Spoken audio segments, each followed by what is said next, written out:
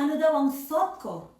Baka ibig sabihin, anong maiisip ko, anong nasasabi ko sa mga nanay na puro mali lang ang nakikita. Siyempre, pag meron na kayong ginawang kabutihan, hindi na nakikita. Alam niyo, mga nanay nyo, stressed, ang daming problema, ang daming pinagdadaanan, tila kakaunti ang pasensya pag merong maling ginagawa ang mga bata. So, ang tendency, magagalit, maiinis, papahiyain kayo.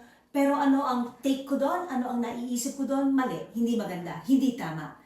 Kasi wala namang mangyayari, hindi namang magbabago ang bata eh. Kung puro mali lang ang pinapamukha natin o lalo na sa hindi tamang pamamaraan. Kunyari, sisigawan mo, papagalitan mo, samantalang may nakaharap kahit kapatid o kapitbahay. Hindi matututo eh. Lalo mo lang ginagalit ang anak mo, lalo ka nilang maiinis, lalong lalayo ang loob. Walang masama na kinokorek natin ang mga anak natin dahil marami talaga silang gagawin na hindi according to our standards.